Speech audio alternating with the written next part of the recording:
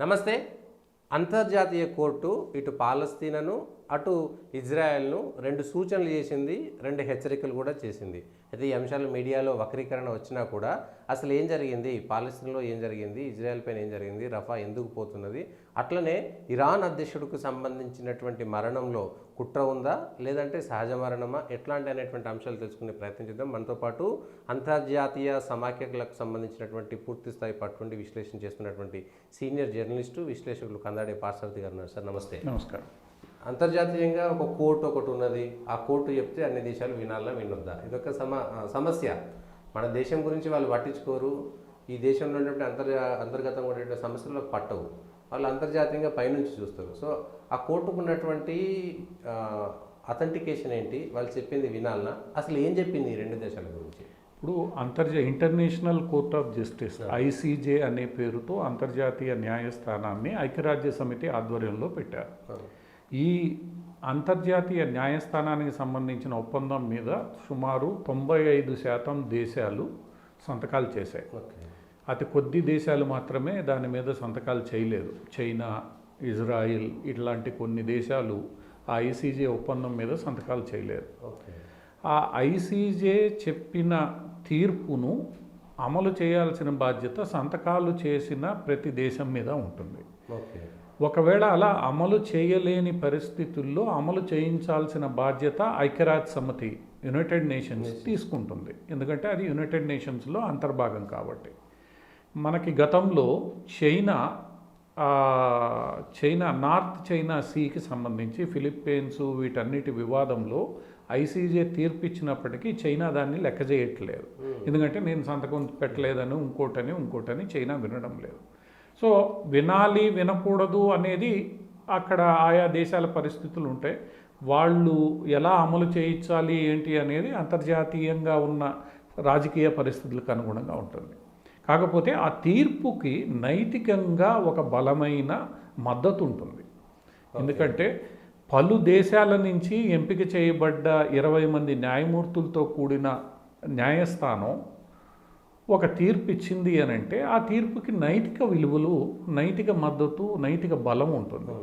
So అటువంటి తీర్పును ఆ కోర్టు ఇచ్చినప్పుడు దాన్ని కొంతమేర అంగీకరించే పరిస్థితి అంతర్జాతీయంగా దేశాలకు తలెత్తుతుంది. కాబట్టి కొంతన్నా సరి చేసుకునే ప్రయత్నం చేయాలి, మరీ ఎదురు తిరిగితే తప్ప. ఇక్కడ జరిగింది ఏంటంటే పాలస్తీనా కన్నా ఇక్కడ గాజాలో హమాస్ చేసిన చర్య కారణంగా ఇజ్రాయెల్ యుద్ధం మొదలుపెట్టింది. ఇప్పుడు ఆ యుద్ధం తుది దశకు వచ్చింది. ఆ తుది దశలో ఏమైంది అని అంటే ఏదైతే హెవీలీ పాపులేటెడ్ ప్రాంతం ఉందో గాజా స్ట్రిప్లో రఫా అనే ఏది ఈజిప్ట్ బోర్డర్కి దగ్గరగా ఉన్న ప్రాంతం ఉందో ఆ ప్రాంతంలో బందీలు ఉన్నారు. హమాస్ తీవ్రవాదులంతా అక్కడ ఉన్నారు కాబట్టి వాళ్ళని నేను ఏరివేయాలి, అక్కడతో నాకు ఈ యుద్ధం ముగుస్తుంది అని ఇజ్రాయెల్ గట్టిగా పట్టుబట్టుంది. దాన్ని ఆపడానికి అంతర్జాతీయంగా ఉన్న చాలా సంస్థలు, లిబరల్ రకరకాల పేర్లతో ఉన్న సంస్థలు గట్టిగా ప్రయత్నిస్తున్నాయి. అటువంటి భావజాలం కలిగిన పలు దేశాలు కూడా దాన్ని అడ్డుకునే ప్రయత్నం చేస్తున్నాయి. ఎందుకంటే రఫాలో మొత్తం గాజా స్ట్రిప్కి సంబంధించిన జనాభా అంతా చేరిపోయి ఉంది. ఎందుకంటే ఉత్తరం వైపు నుంచి ఇజ్రాయిల్ వీళ్ళందరినీ దక్షిణానికి నెట్టివేసింది, ఉత్తరం నుంచి క్లీన్ చేసుకుంటూ వచ్చింది. ఇప్పుడు దక్షిణంలో అది మిగిలి ఉంది. సో చాలామంది చనిపోయే అవకాశం ఉందని గట్టిగా గగ్గోలు పెట్టడం జరుగుతోంది. దానికి ఇజ్రాయిల్ ఒకటే చెప్తోంది, హమాస్ దారికి వచ్చేంత వరకు ఇది ఆగదు అని చెప్పి ఇజ్రాయెల్ స్పష్టంగా ముందుకెళ్తోంది. సో ఈ క్రమంలో దక్షిణాఫ్రికా దేశం ఏదైతే ఉందో దక్షిణాఫ్రికా దేశం ఇజ్రాయెల్ చేస్తున్నది అంతర్జాతీయ ఒప్పందాలకు విరుద్ధంగా ఉంది, ఇది ఇంటర్నేషనల్ క్రైమ్గా పరిగణించాలి, ఇజ్రాయెల్ని ఆపాలని దక్షిణాఫ్రికా ఐసీజే ఇంటర్నేషనల్ కోర్ట్ ఆఫ్ జస్టిస్కి వెళ్తే దాని మీద జరిగిన తర్జనల భర్జనలు, వాద ప్రతివాదనలు అన్నీ అయిన తర్వాత ఐసీజే ఆదేశాలు ఏం జారీ చేసింది ఏంటంటే రఫా మీదకి మీరు యుద్ధం చేయడానికి వెళ్తే ఎక్కువ మంది చనిపోయే ప్రమాదం ఉంది కాబట్టి అది జెనోసైడ్ కింద ట్రీట్ చేయాల్సి వస్తుంది కాబట్టి మీరు ఆ పని చేయవద్దు, ఆపివేయండి. ఆపివేసి ఎవరైతే ఉన్నారో దానికి ప్రత్యామ్నాయ మార్గాలు మీరు వెతుక్కోండి, అంటే యుద్ధాన్ని ఆపండి, ప్రత్యామ్నాయ మార్గాలు వెతుక్కోండి. అదే క్రమంలో హమాస్ కూడా వాళ్ళు గట్టిగా చెప్పారు, నువ్వు కూడా ఎటువంటి తీవ్రవాద ఎందుకంటే ఈ మొత్తం ప్రక్రియ ప్రారంభమైందే హమాస్ దాడి వల్ల కాబట్టి హమాస్ కూడా జాగ్రత్తగా ఉండాలని స్పష్టంగా చెప్పారు. చెప్పంగానే హమాస్ ఏం చెప్పింది, నేను దీనికి కట్టుబడి ఉంటాను, మీరు ఇజ్రాయెల్ని ఆపండి. కానీ హమాస్ ఈరోజు కన్వీనియంట్గా తన నెత్తి మీదకు వచ్చేసరికి నేను కట్టుబడి ఉంటానంటుంది. కట్టుబడి నిజాయితీగా ఉన్న హమాస్ బందీల్ని విడుదల చేయకపోగా 3 బందీల్ని చంపేశారు. సో ఇక్కడ హమాస్ వ్యవహార శైలి ఏదైతే ఉందో అది సరిగ్గా లేదు మొట్టమొదటి నుంచి. ఆ విషయాన్ని ఇప్పుడు ఇజ్రాయెల్ మరోమారు చెప్పింది. ఇజ్రాయెల్ నిన్న మొన్న ఇజ్రాయెల్ 2-3 వీడియోలను విడుదల చేసింది. హమాస్ దాడి నేపథ్యంలో మహిళా సైనికుల పట్ల ఎలా ప్రవర్తించారు, ఈరోజు 3 బందీలను ఎలా చంపేశారు, మిగిలిన బందీల పరిస్థితి ఏంటి, ఇవన్నీ కాకుండా ఈరోజు హమాస్ సానుభూతి పొందే ప్రయత్నం చేస్తోంది. దీన్ని మేము అంగీకరించమండి. సో ఈ మొత్తం దీంట్లో జరుగుతున్నది ఇక్కడ ఏంటంటే, ఈవెన్ మన భారతదేశంలో కూడా ఈ లిబరల్ లెఫ్ట్ వాదులు ఎవరైతే ఉన్నారో హమాస్ని కూడా ఐసీజే హెచ్చరించింది, తప్పు పట్టింది అన్న అంశాన్ని పక్కన పెట్టేసి ఇజ్రాయెల్ యుద్ధం ఆపేయాలి, ఇజ్రాయెల్ యుద్ధం ఆపేయాలన్న ఒకే అంశాన్ని హైలైట్ చేస్తూ తప్పంతా ఇజ్రాయెల్దే అన్నట్లు చిత్రీకరించే ప్రయత్నం చేస్తున్నాయి. ఇది యాక్చువల్గా ఇంటర్నేషనల్ కోర్ట్ ఆఫ్ జస్టిస్ ఇచ్చిన తీర్పులకు విరుద్ధం. ఇంటర్నేషనల్ కోర్ట్ ఆఫ్ జస్టిస్ ఇద్దరినీ తప్పుపట్టింది. ఇద్దరూ ఈరోజు చర్చలకు రావాలి, యుద్ధాన్ని ఆపండి, ప్రజల ప్రాణాలు పోగొట్టుకోవద్దు, ఇద్దరూ సరిగ్గా వ్యవహరించాలని చెప్తోంది. అంటే హమాస్ కూడా చేయాలి. హమాస్ ఏం చేయాలి, బందీల్ని విడుదల చేయాలి, తీవ్రవాదాన్ని ఆపివేయాలి. ఇవి హమాస్ చేస్తానని ఈరోజు కూడా హామీ ఇవ్వలేదు. తీర్పుని హమాస్ స్వాగతించిన ఈ 2 అంశాలకి ఇంతవరకు హమాస్ దగ్గర నుంచి ప్రతిస్పందన లేదు. సో హమాస్ ఏ రోజు ప్రతిస్పందన ఎంతవరకు దీని మీద స్పందించదో అంతవరకు ఇజ్రాయెల్ కూడా స్పందించదు. ఎందుకంటే ఇక్కడ టిట్ ఫర్ టాట్ జరుగుతోంది, మొదలుపెట్టింది వీళ్ళు కాబట్టి. సో ఈ మొత్తం వ్యవహారాన్ని ఈరోజు గల్ఫ్ దేశాల్లో లేదా ప్రపంచంలో పలు దేశాల్లో ఒకళ్ళకి మద్దతుగా ఇంకొకళ్ళకి మద్దతుగా చర్చ జరుగుతోంది. ఇక్కడ మొత్తం పరిణామంలో గమనించాల్సింది ముస్లిం దేశాల ప్రతిక్రియ ఈ తీర్పు వచ్చిన తర్వాత ఎలా ఉంది. ఎందుకంటే పాలస్తీనాకి మొట్టమొదటి నుంచి బలమైన మద్దతు ఇచ్చింది ముస్లిం దేశాలు, ఇస్లామిక్ దేశాలు. ఆ ఇస్లామిక్ దేశాలన్నీ కూడా ఈరోజు హమాస్కి మద్దతు పలకడానికి ఓపెన్గా బహిరంగంగా మద్దతు పలకడానికి ఇష్టపడడం లేదు. ఈ మొత్తం గొడవ ఇజ్రాయెల్ పాలస్తీనా అంతర్గత వ్యవహారంగా పరిగణించి అందరూ గమ్మునున్నారు. సౌదీ అరేబియా మాట్లాడడం లేదు, ఖతార్ మాట్లాడడం లేదు, ఈజిప్ట్ మాట్లాడడం లేదు, తర్వాత ఈ యమన్, ఓమన్, వీళ్ళు ఒక్క యమన్లో హౌతీలు తప్ప మిగతా అందరూ ఏవైతే ఇస్లామిక్ దేశాలని మనం చెప్పగలం, పాకిస్తాన్ కావచ్చు, టర్కీ కావచ్చు, అటువైపు ఉన్న సిరియా లేదా పక్కనున్న జోర్డాన్, వీళ్ళెవరూ కూడా ఈ మొత్తం వ్యవహారంలో హమాస్కి ఓపెన్గా మద్దతు పలకట్లేదు. ఎందుకంటే హమాస్ చేసినది ఏదైతే ఉందో ఈరోజు సోషల్ మీడియా యుగంలో పూర్తి స్థాయిలో ప్రపంచానికి పాకిపోయింది. ఎప్పుడు వీళ్ళు ఈ మీడియా యుద్ధంలో గెలిచేవాళ్ళు లెఫ్ట్, ఈ లిబరల్, ఈసారి సోషల్ మీడియా కారణంగా అది ఉల్టా పడిపోయింది. దాంతో వీళ్ళెవరు మాట్లాడడంలా, వాళ్ళకున్న అంతర్గత సమస్యలు వాళ్ళకున్నాయి. సో ఈ నేపథ్యంలో ఈరోజు మొత్తం ఇస్లామిక్ దేశాలు కూడా 2గా చీలిపోయి ఉన్నాయి.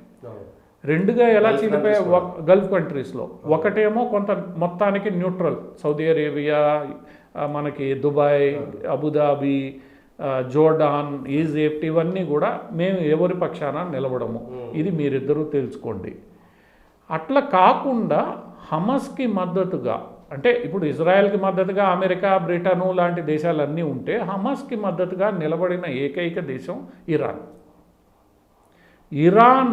ఇరాన్కి మద్దతుగా ఉన్న లెబనాన్ ఏదైతే ఉందో, ఈ లెబనాన్ ఇరాన్కి మద్దతుగా ఎప్పుడు ఉంటుంది. ఈ లెబనాన్లో ఇజ్రాయెల్కి వ్యతిరేకంగా పోరాడే శక్తులన్నీ ఉన్నాయి. సో ఇరాను, లెబనాను, ఇవి 2 మాత్రమే ఈరోజు హమాస్కి మద్దతు పలుకుతున్నాయి. ఈ మద్దతు పలికే క్రమంలోనే ఇరాన్ కూడా ఇజ్రాయెల్ మీద దాడి చేసింది. కానీ దాడి చేసిన తర్వాత మళ్ళీ ఇరాన్ ఏం మాట్లాడడం మానేసింది, తర్వాత చాలా సైలెంట్గా ఉంది. అంటే ఇక్కడ మొత్తం వ్యవహారం చూస్తే హమాస్ చేసిన పనికి మద్దతు దొరకట్లేదు. హమాస్ కారణాలు ఎన్ని చెప్పినా కూడా ఈరోజున్న సామాజిక రాజకీయ వ్యవస్థలో అంతర్జాతీయంగా తీవ్రవాదానికి తావు లేదు, మద్దతు దొరకదు. ఇస్లామిక్ దేశాల నుంచి కూడా మద్దతు దొరికే అవకాశం లేదని గతంలోనే పాకిస్తాన్కి తేలిపోయింది, ఆఫ్ఘనిస్తాన్కి తేలిపోయింది. ఈరోజు హమాస్ కూడా అర్థం చేసుకోవాలి. అర్థం చేసుకుని ఈ మొత్తం వ్యవహారాన్ని సామాజికంగా రాజకీయంగా పరిష్కరించుకోవాలి తప్ప తీవ్రవాదాన్ని ఉపయోగించి పరిష్కరిస్తే అది ముందుకెళ్ళదు. ఈరోజు ఇంటర్నేషనల్ కోర్ట్ ఆఫ్ జస్టిస్ చెప్పింది కూడా మీరు తీవ్రవాదాన్ని విడవాలి, ఇటువంటి భావనలు పనికిరావు, మీరు వీటన్నిటిని విడిచి దీనికి రాజకీయ పరిష్కారం కనుక్కోవాలి. ఇది బేసిక్గా ఇంటర్నేషనల్ కోర్ట్ ఆఫ్ జస్టిస్ చెప్పింది. అయితే దీన్ని మొత్తం వక్రీకరించడం జరుగుతుంది. ఇజ్రాయెల్ని తప్పు, ఇజ్రాయెల్ ఆపమన్నారు. మరి హమాస్ సంగతి ఏంటి? హమాస్ గురించి చెప్పింది కూడా వీళ్ళందరూ రాయాలి. అది మీడియా రాయట్లేదు. ఈవెన్ భారతీయ మీడియా కూడా పూర్తిగా ఏకపక్షంగానే రాయడం అనేది ఒక రకంగా దురదృష్టకరం. ఉన్న విషయాన్ని ఉన్నట్లుగా మీడియా చెప్పగలగాలి, చెప్పట్లేదు. అది ఒక రకంగా ఒక తప్పుడు సందేశాన్ని భారతీయ మీడియా కూడా ఈరోజు ప్రపంచానికి ఇస్తోంది. ఇదే నేపథ్యంలో ఇంకొక అంశం కూడా ఉంది. ఈరోజు పాలస్తీనాని 3 పాశ్చాత్య దేశాలు మొట్టమొదటిసారిగా గుర్తిస్తూ ప్రకటన చేశాయి. దేశంగా గుర్తించారు. నార్వే, స్పెయిన్, ఐర్లాండ్ ఈ 3 దేశాలు ఇజ్రాయెల్ని గుర్తించాయి. గతంలో పాలస్తీనాను గుర్తించాయి. గతంలో పాలస్తీనాను చాలా దేశాలు గుర్తించాయి, పాక్షికంగానో పూర్తిగానో. ఇస్లామిక్ దేశాలు కాకుండా భారత్, దక్షిణాఫ్రికా లాంటి, చైనా లాంటి దేశాలు గుర్తించాయి. ఈరోజు ఈ పాశ్చాత్య దేశాలు ఒక అడుగు ముందుకేసాయి, గుర్తించాయి. అంటే ఒక రకంగా 2 స్టేట్ థియరీ ఏదైతే యాసిన్ అరాఫత్ టైంలో ఇజ్రాయెలు పాలస్తీనా నాయకుల మధ్య జరిగిన ఏదైతే ఒప్పందం జరిగిందో ఆ ఒప్పందం ప్రకారం 2 దేశాలు, పాలస్తీనాకు ఒక దేశము, ఇజ్రాయెల్కి ఒక దేశము, 2 ఉండాలి. అవి 2 తమ సమస్యల్ని పరిష్కరించుకొని కలిసిమెలిసి జీవించాలి అన్నది ఆ ఒప్పందం ఉంది. కానీ ఆ ఒప్పందాన్ని తూట్లు పొడిచింది ఎవరు? హమాస్. ఎందుకంటే ఆ ఒప్పందాన్ని ఏ రోజు హమాస్ అంగీకరించలేదు. అంగీకరించని పరిస్థితుల్లో పాలస్తీనా అథారిటీ నెమ్మదిగా గాజాని వదిలిపెట్టేసింది. ఇది పాలస్తీనాలో భాగం కాదన్నట్లు మాట్లాడడం మొదలైంది. ఆ క్రమంలో ఏమైపోయింది? ఈరోజు పాలస్తీనా అథారిటీ చెప్పినా హమాస్ వినే పరిస్థితుల్లో లేదు. గాజా పరిస్థితి ఏందో ఎవరికీ తెలియదు.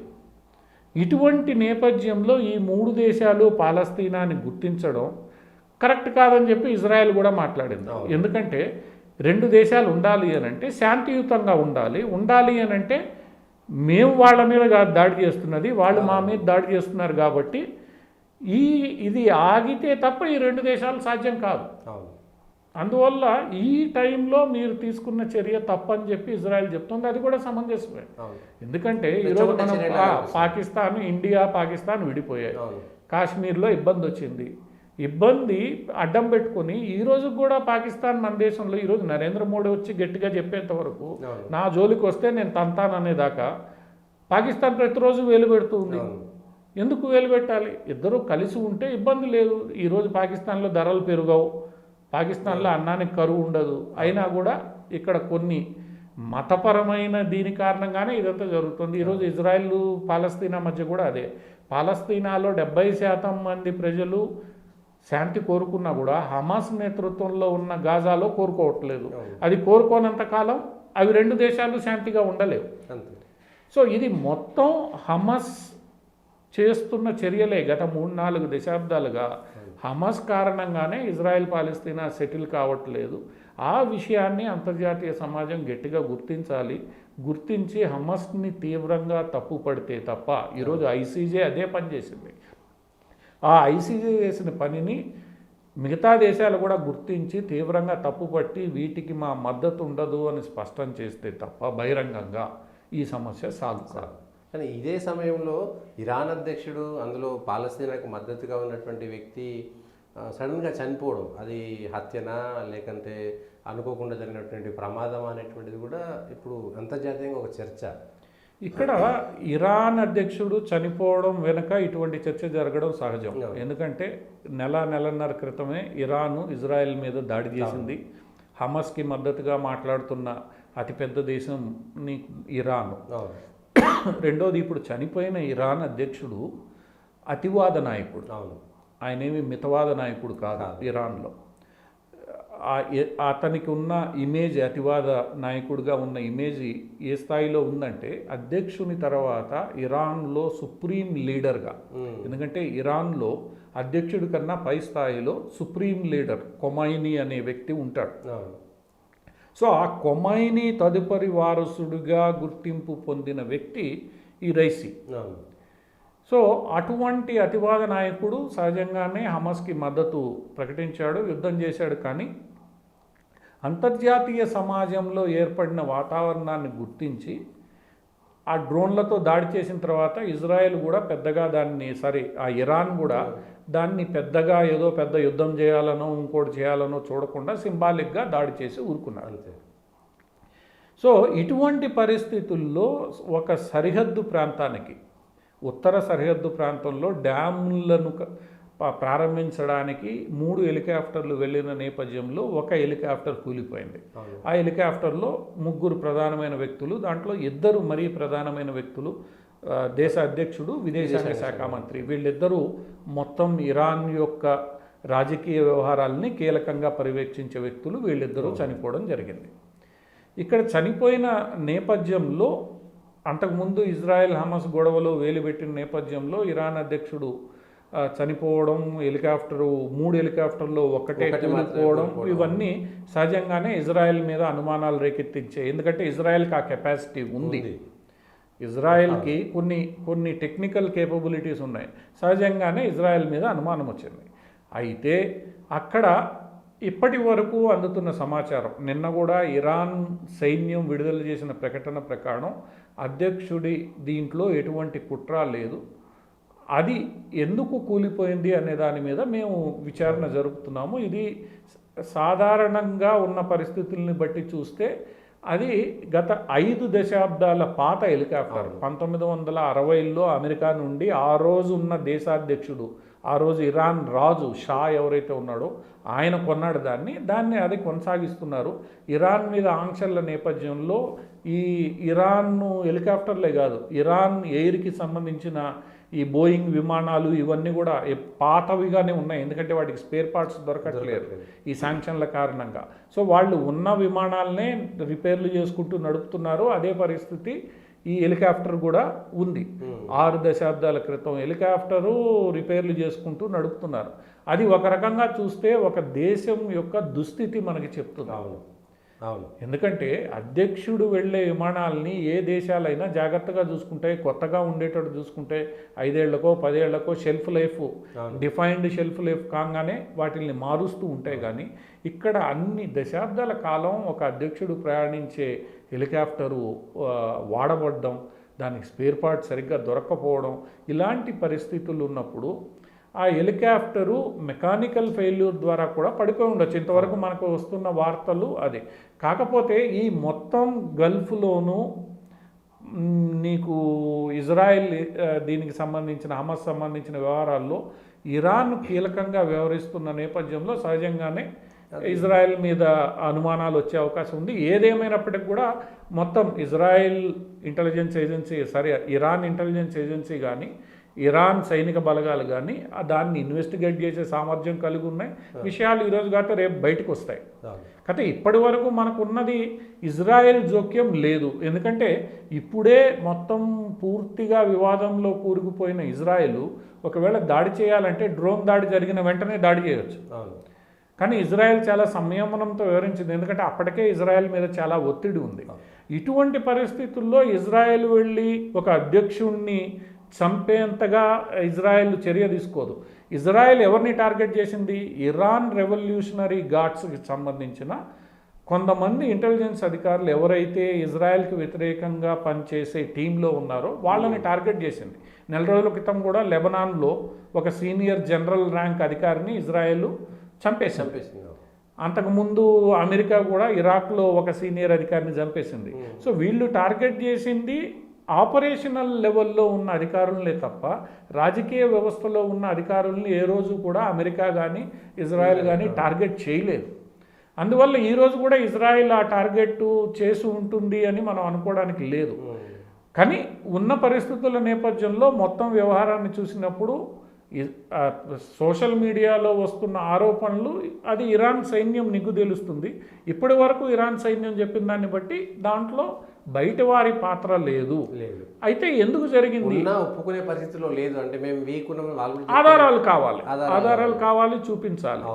అందువల్ల ఏంటంటే మొత్తం ఇన్వెస్టిగేషన్ జరుగుతుంది. ఒక దేశాధ్యక్షుడు, ఒక విదేశాంగ శాఖ మంత్రి అత్యున్నతమైన పదవుల్లో ఉన్నవాళ్ళు కాబట్టి ఖచ్చితంగా దాని మీద విచారణ జరుగుతుంది. ఈరోజు కాబట్టి రేపు నిజాలు బయటకు వస్తాయి.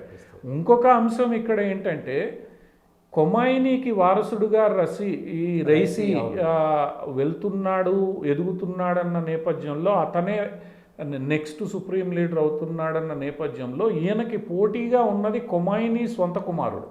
ఓకే, ఇప్పుడు సుప్రీం లీడర్ ఖొమైనీ యొక్క సొంత కుమారుడే రైసీకి పోటీగా ఉన్నాడు. సో ఇంకొక రకంగా కూడా ఆలోచిస్తే దాని మీద కూడా సోషల్ మీడియాలో చర్చ జరుగుతోంది. సో ఈ వారసత్వ పోరులో కూడా కొంత దీన్ని ఆ కోణంలో కూడా ఈ మొత్తం వ్యవహారాన్ని చూడాల్సి ఉందని. కానీ ఏదేమైనప్పటికీ ఒక దేశాధ్యక్షుడు చనిపోయిన వేళ ఈ అనుమానాలు ఇటువంటివి సహజంగా వస్తాయి. అందులో సోషల్ మీడియా విస్తృతంగా ఉన్న వేళ ఎవరు ఏమైనా మాట్లాడొచ్చు, చర్చ జరుగుతోంది. నిజాన్ని ఇరాన్ సైన్యం త్వరలోనే బయటపెడుతుంది.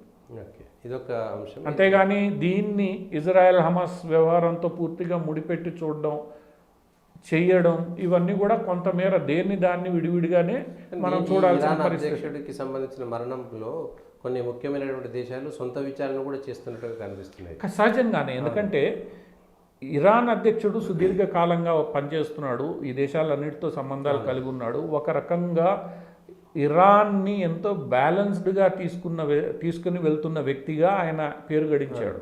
ఇటు భారత్తోనూ మంచిగా, ఎందుకంటే ఒకవైపు అతివాద నాయకుడు అయినప్పటికి కూడా భారత్ లాంటి దేశాలతో మంచిగా ఉండడము, రష్యా చైనాలతో మంచిగా ఉండడం, అంతేకాకుండా అమెరికన్ శాంక్షన్లని కూడా జాగ్రత్తగా బ్యాలెన్స్ చేసుకోవడము, పాశ్చాత్య దేశాలను కూడా కొంత కలుపుకునే ప్రయత్నం చేయడం, ఒక చక్కగా బ్యాలెన్స్ చేసుకుంటూ వెళ్తున్న వ్యక్తి, అందరితో సంబంధాలు ఉన్న వ్యక్తి. అందువల్ల అటువంటి వ్యక్తి మరణం, అందులో అక్కడ అమెరికన్ హెలికాప్టర్ ఇన్వాల్వ్ అయి ఉంది. సహజంగా మనకి విమానాలు, హెలికాప్టర్లు ప్రమాదానికి గురైనప్పుడు వాటి తయారీ సంస్థలు కూడా దాని కారణాల మీద దృష్టి కేంద్రీకరిస్తాయి. సో ఇప్పుడు ఖచ్చితంగా అది అమెరికన్ హెలికాప్టర్ కాబట్టి అమెరికన్ కంపెనీ దాని మీద దృష్టి కేంద్రీకరించాలి. అంతర్జాతీయ సంస్థలు కూడా దృష్టి కేంద్రీకరించాలి. ఒక దేశ అధ్యక్షుడు కాబట్టి అన్ని ఇంటెలిజెన్స్ సంస్థలు కూడా అసలు విషయాన్ని కనుక్కునే ప్రయత్నాలు చేస్తాయి. ఎందుకంటే సహజంగా క్యూరియాసిటీ ఉంటుంది, ఏం జరిగింది అని. సో ఈ మొత్తం క్రమంలో అందరూ వాళ్ళ విచారణ చేసుకుంటారు, అసలు ఏంటి జరిగింది అన్న వాస్తవం తెలుసుకునే. అది ఇజ్రాయెల్ ఇంటెలిజెన్స్ కూడా రేపు చేస్తుంది. అసలు నిజంగా మానవాళ్లే చంపారా, వాడే చచ్చాడా అన్నది కూడా ఈ క్లారిటీ అందరూ ఎవరికి వాళ్ళు విచారణ చేసుకుంటారు. చేసుకున్న తర్వాత తుదిగా ఏం జరుగుతుంది అనేది మనకి చరిత్ర స్పష్టం చేస్తుంది. ఇంకొక చిన్న అంశం బ్రిటిష్కి సంబంధించింది. రిషి సునాక్ సడన్గా రాత్రి చార్లెస్ దగ్గరికి వెళ్ళిపోయి నేను పార్లమెంట్ రద్దు చేస్తున్నట్టు ఆయన కూడా వెంటనే ఒప్పుకోవడము, ముందస్తు ఎన్నికలు వెళ్ళడము. అంటే బ్రిటన్లో ఏమైనా అంతర్గత సంక్షోభం ఉందనుకోవచ్చా, లేకపోతే రిషి సునాక్ సొంత ఎత్తుగడనా? రిషి సునాక్ లేబర్ పార్టీకి సంబంధించిన వ్యక్తి. లేబర్ పార్టీలో రిషి సునాక్ ప్రభుత్వం ఏర్పడే ముందే చాలా కీలకమైన అలజడి జరిగింది. రిషి సునాక్ ప్రధానమంత్రి కావడానికి ముందు ఇంకొక లేడీని ప్రధానమంత్రిగా లేబర్ పార్టీ ఎన్నుకుంది. అతి కొద్ది కాలంలోనే ఆమెని ప్రధానమంత్రి పదవి నుంచి లేబర్ పార్టీ తప్పించాల్సి వచ్చింది. ఆమె కొన్ని పాలసీల కారణంగా రిషి సునాక్ను ఎన్నుకోవాల్సి వచ్చింది. ఆ టైంలోనే రిషి సునాక్ సరైన వ్యక్తి కాదా ఇటువంటి చర్చ తీవ్ర స్థాయిలో బ్రిటన్ లేబర్ పార్టీలో అంతర్గతంగా జరిగింది. ఈరోజు కూడా లేబర్ పార్టీ చాలా విషయాల్లో నిలువుగా చీలిపోయింది. రిషి సునాక్కి కావాల్సిన మద్దతు ఈరోజు లేబర్ పార్టీ అందించే పరిస్థితుల్లో లేదు. గతంలో కూడా రిషి సునాక్ చాలా సందర్భాల్లో నా సొంత పార్టీ నుంచే నాకు వ్యతిరేకత ఉంది, నా సొంత పార్టీనే నన్ను కొన్ని సందర్భాల్లో సమర్థించడం లేదు, ఇలా చేస్తే నేనేం చేయలేనని బెదిరింపులకు దిగిన సందర్భాలు కూడా ఉన్నాయి. సో ఈ మొత్తం ఒకటి లేబర్ పార్టీ అంతర్గతంగా ఉన్న విభజన, రెండోది ఈరోజు ఆ దేశం ఎదుర్కొంటున్న పరిస్థితులు అంటే బ్రెక్సిట్, ఏదైతే యూరోపియన్ యూనియన్ నుంచి బయటికి రావడం, ఆ బయటకు వచ్చిన తర్వాత పరిస్థితుల్ని చక్కదిద్దుకునేలోగా కోవిడ్ రావడం, వీటన్నిటి దృష్ట్యా బ్రిటన్ ఆర్థిక మాంద్యంలోకి వెళ్ళిపోయింది. ఆర్థిక వ్యవస్థ అతలాకుతలం అయిపోయింది, నిధులకి ఇబ్బందులు వస్తున్నాయి, జీతాలు ఇవ్వలేని పరిస్థితి కూడా కొంతకాలం ఉండింది.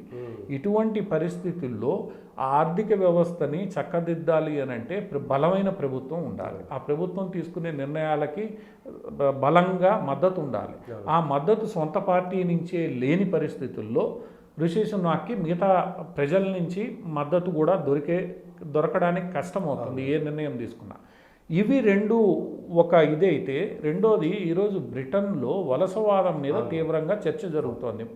ఈ వలసవాదాన్ని కంట్రోల్ చేయాలి.